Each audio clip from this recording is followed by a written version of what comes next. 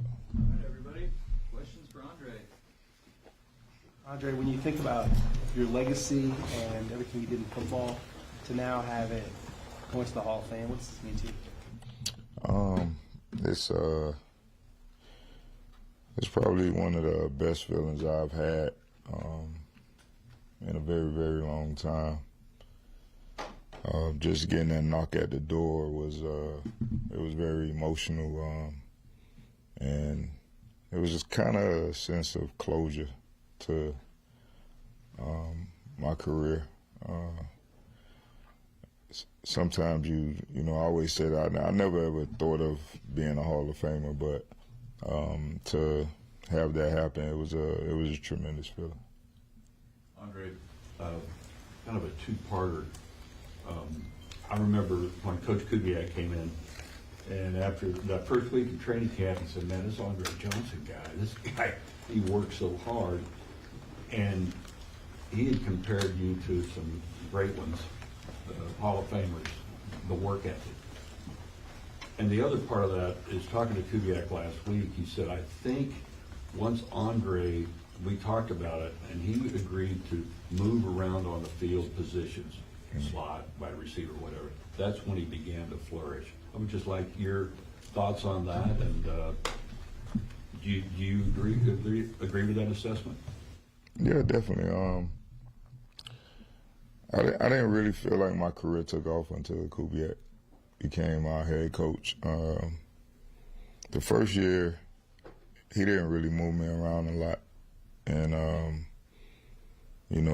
like he said, he came to me and talked about it. He was like, hey, I'm going to have to move you around. You're going to have to learn everything that goes on in the offense and learn every position. So if you look at some games, there was some games I even lined up at fullback, and he would motion me out, of the backfield and things of that nature. So I really, I give Coach Kubiak a lot of credit because, he,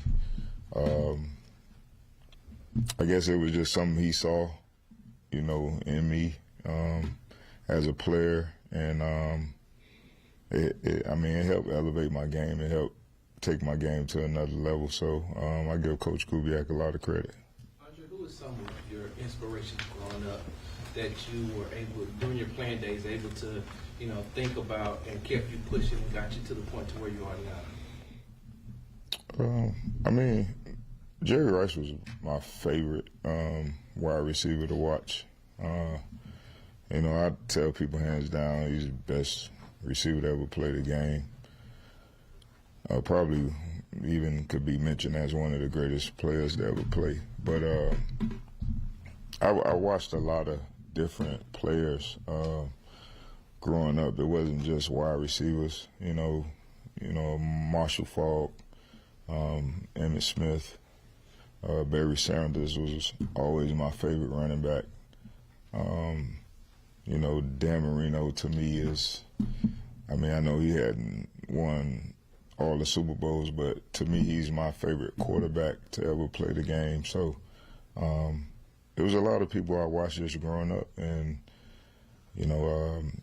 to be now sitting in the room with those guys is it really hit me just going to the luncheon and being around all those guys. Andre, what are the feelings that you have when you think back to draft night and you're sitting there with your mom, you're able to hug her as soon as the announcement's made, Chris knocks on the door, she shrieks, you're able to hug her as soon as that happens.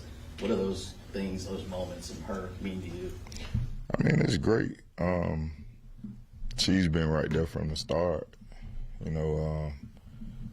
From Little League to now, she's been right there. Never.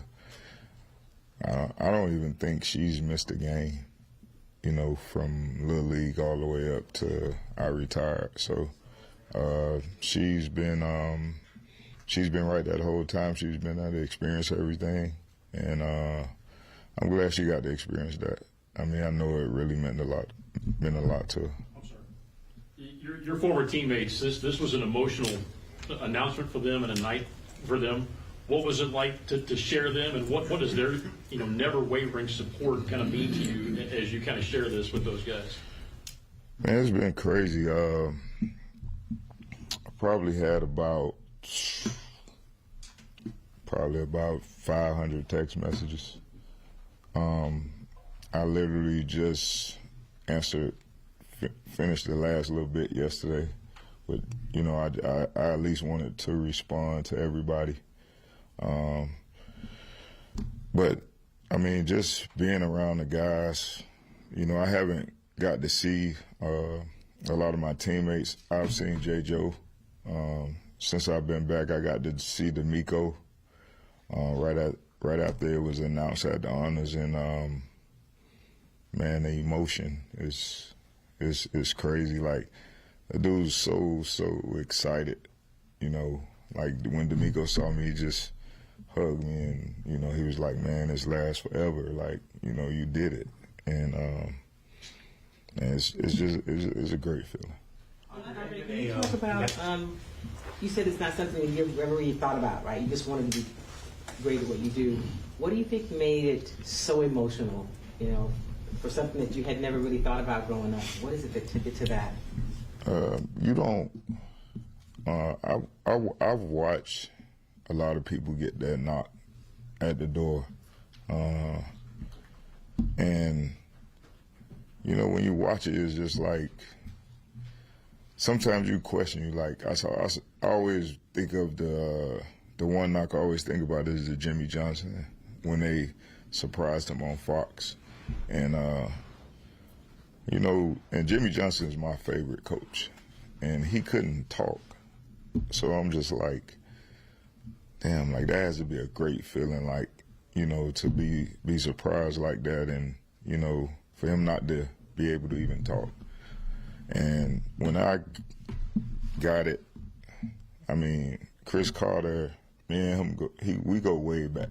You know, he was a guy who, you know, he came to watch me at the University of Miami. And at the time, when I met Chris, I wasn't even playing. I was sitting behind Santana Moss and Reggie Wayne, but I was playing special teams. And I don't know what it was he saw with me just running down on kickoffs and punts and stuff like that, but he was just like, man, you're going to be a real special player. So when I got to knocking, I opened the door and I saw him. He was sitting there in his gold jacket. I just was like, man, like, I mean, if you saw the knock, like, I just turned away and, you know, walked off. But I just was in disbelief, like, I couldn't believe it. So. You're the ambassador for the city of Houston and the Texans, obviously, since the day you got here. What does it mean to you to be the first Texan to get that gold jacket? It means a lot. I don't think this was only just for me. I think this was for the whole city of Houston. It's for the organization. I mean, just hearing people talk about, I mean, grown men telling me that they were crying, you know. Having people to tell you, like, you know, that God gave us a superhero here in Houston. You know, those are things that you don't even realize, you know, how people look up to you, or you playing a game can affect, you know, a city. So it's been I'm still trying to take it all in, but it's been a great experience so far. Andre, two-part question. Number one, have you had a chance to really just take it all in, reflect back from day one when you first started playing football? Number two, your mom said that she used to run up and down the sideline when you were scoring touchdowns. Do you remember that when you were in Little League? Yeah, that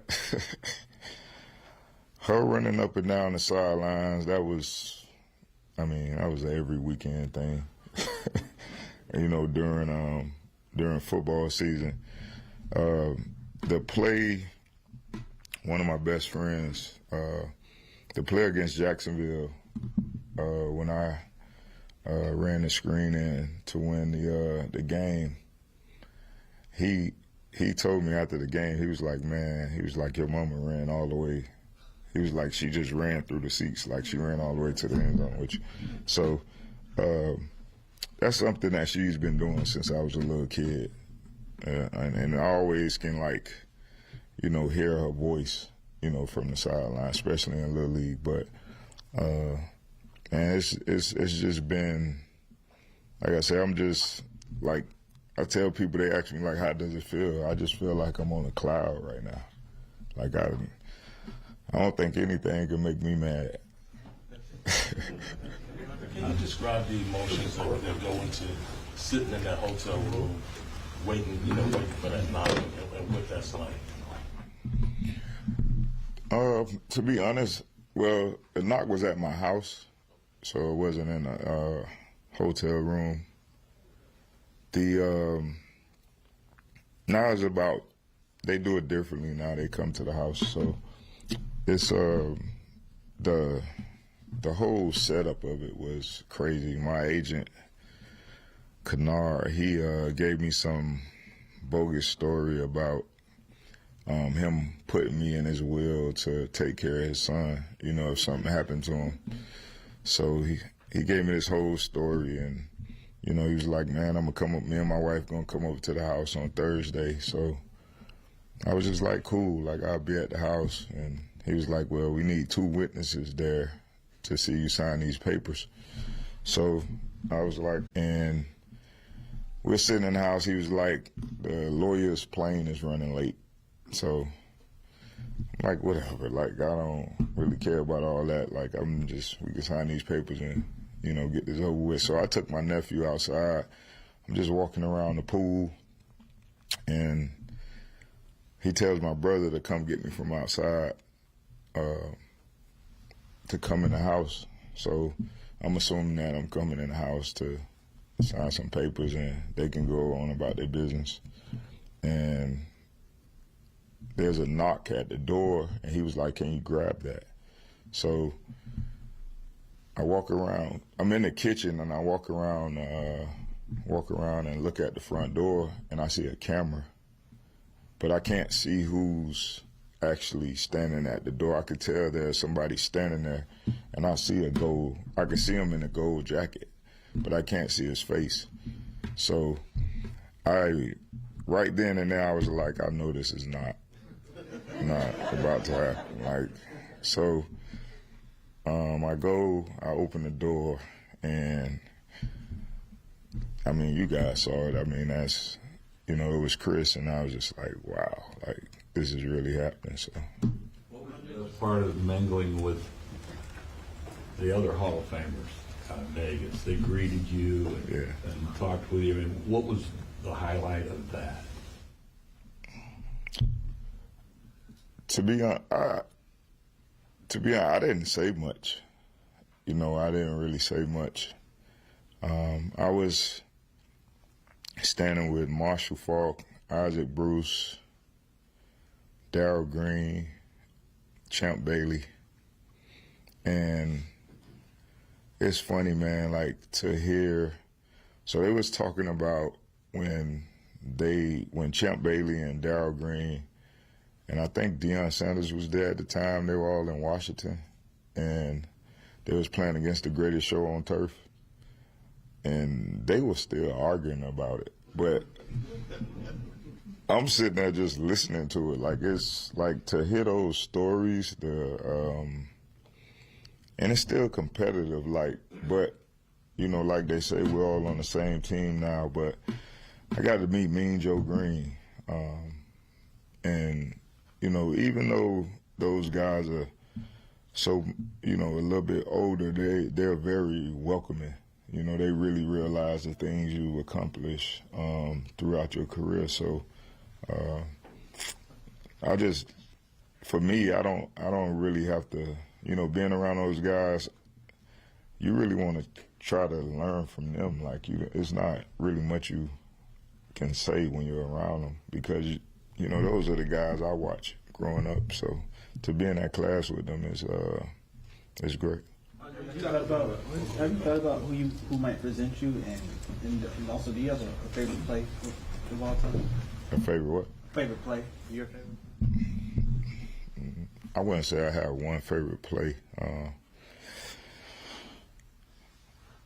Probably the play against Arizona and the play in Washington. Those probably my favorites. 2 plays. had another play my second year in the league where I got flipped against Minnesota, catching a touchdown. So those are probably my favorite 3 plays throughout my career. As far as who may present me, there's 3 people I'm thinking about. I just hadn't really decided on who it would be. Take 2 or 3 more. Andre, when you look back at your career, how much like of the success you had in the NFL kind of goes back to your time at the University of Miami, especially like 2001, I think it was, when it was like you, Frank Gore, Ed Reed. So many of you guys went on and did great things in this league. Well, I think it's crazy. I was just talking about this to one of my friends this morning. Curtis Johnson was my receiver coach in college, and he I remember he used to tell me, he used to be like, man, if you just listen to me, like, he was like, you'll be a top 5 pick in the draft. And you're 17, 18 years old. You're like, man, you're not really worried about that. You know, at that time, you new to college, you know, you're trying to have fun and things of that nature. And I remember it was a point he didn't. I think every receiver who he coached at some point wanted to fight him. He'll probably tell you that. But I mean, he was like, it was probably like the best thing that happened to me. He pushed me in a way like that I never had been pushed before, and he was just like, man, if you listen to me, like, you're gonna be a top 5 pick. And I remember him pulling me into his office one day, and he was like, I'm not trying to get you ready to play against these college guys. I'm trying to get you ready for the NFL. And when we had that meeting that day, things just, after that, it just all took off for me, because everything he told me, I did. And my game elevated, and everything just kind of took off for me. So, you know, being around all that talent, and we would all go back and train in the off season together. So when I would leave here in the off season, I would go back and train with all these guys that are in the NFL that are playing at that high level that you talk about. So the competition was crazy. Like, every day you had to compete, and you had to show, you know, what you were about. I don't care if we were in the weight room, on the field, or just playing basketball. Like, those days were like some of the most competitive days of my life, just being around all that talent and, you know, just being around those great players. Andre, you talk about the love that you have for this team that you receive from this city and this organization. Can you talk about the personal relationship you have with the McNairs, and, you know, how much they have supported you and how much you've been there for them throughout this process? Well, I'll tell you this. They probably wouldn't want me to say this, but we had a hell of a time in Vegas.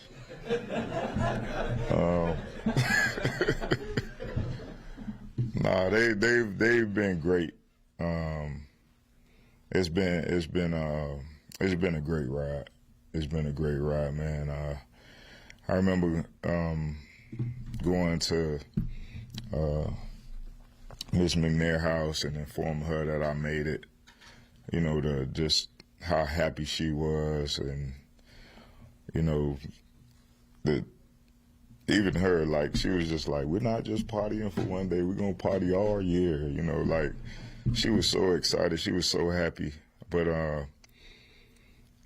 what you know, what they've done for me and my family, you know, you can't really repay that, you know.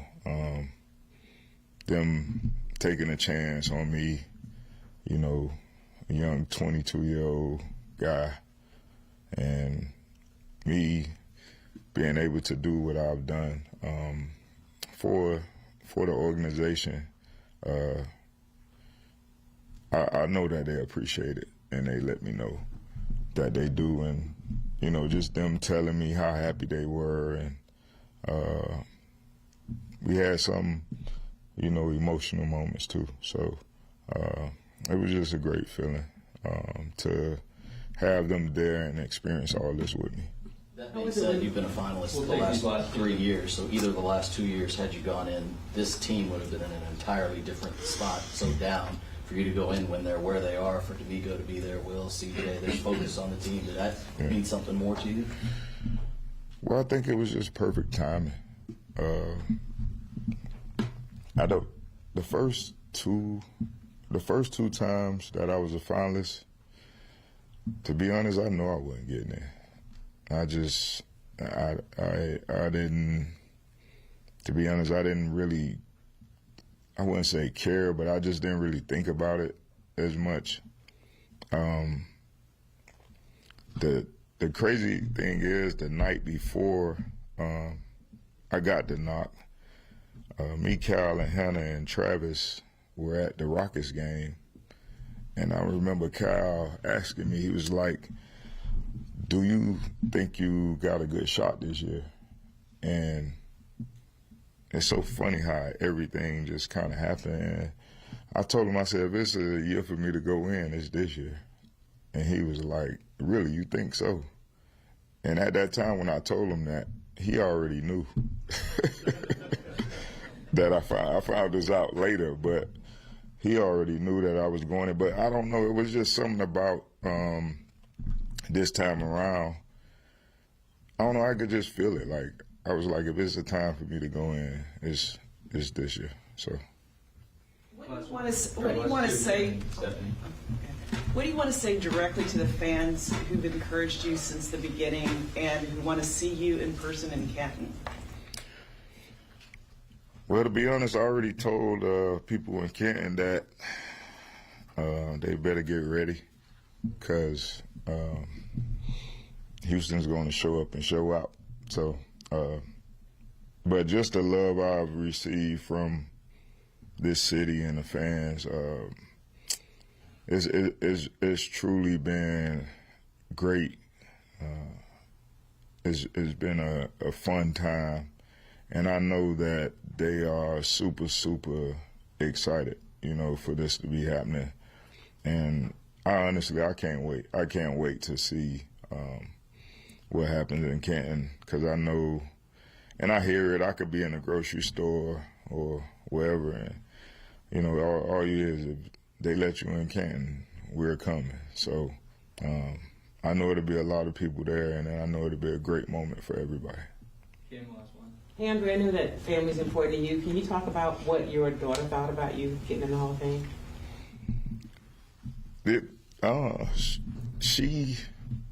She didn't even realize like what was really going on.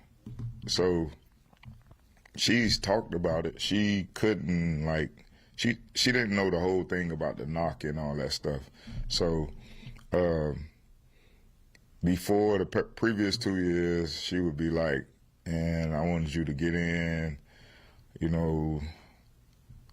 she would get a little upset, because she wanted me to get in. And then when I got the knock on the door and me and my mother started screaming and we were hugging, if you listen to it, you hear her in the background saying, "What's going on?"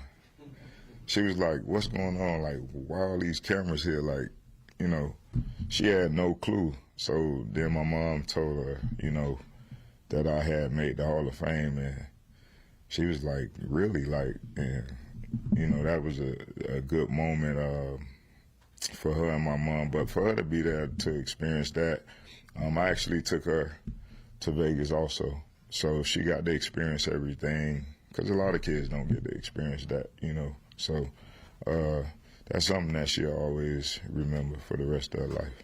Thank you, Andre. Thanks, Andre. Congratulations.